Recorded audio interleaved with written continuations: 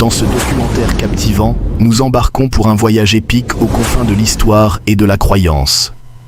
Une équipe d'experts chevronnés explore les origines des Néphilim, déchiffre les textes anciens et plonge dans les vestiges archéologiques à la recherche de la vérité cachée derrière ces figures mythiques.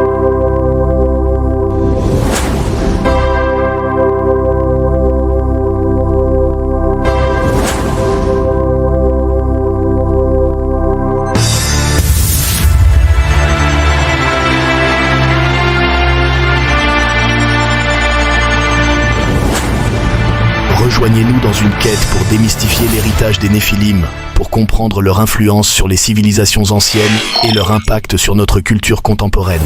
Préparez-vous à plonger dans l'inconnu, à explorer les recoins mystiques de l'histoire humaine et à remettre en question ce que vous pensiez savoir. Bienvenue dans le monde fascinant des Néphilim, héritiers des dieux.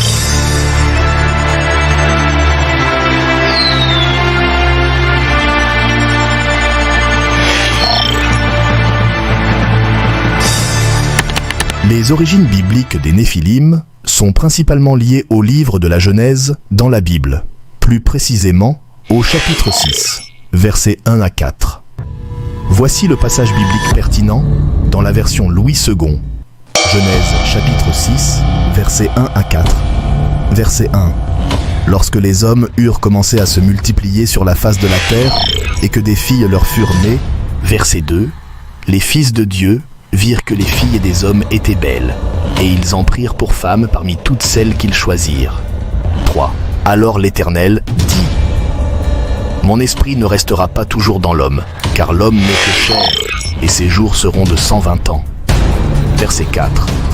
Les géants étaient sur la terre en ces temps-là, après que les fils de Dieu furent venus vers les filles des hommes, et qu'elles leur eurent donné des enfants. Ce sont ces héros qui furent de fameux en l'Antiquité. La mention des fils de Dieu, prenant des filles des hommes, a donné lieu à différentes interprétations. Certains estiment que les fils de Dieu pourraient être des anges déchus, créant ainsi une descendance inhabituelle appelée Néphilim. Le terme Néphilim lui-même est parfois traduit par géant dans certaines versions de la Bible, soulignant la taille imposante de ces êtres. Il est important de noter que l'interprétation de ce passage biblique peut varier en fonction des traditions religieuses et des écoles théologiques. Certains considèrent les Néphilim comme des êtres semi-divins ou des géants, tandis que d'autres interprétations peuvent différer. Les Néphilim sont également mentionnés ailleurs dans la Bible, mais ces références restent assez limitées et énigmatiques. Références dans les textes anciens.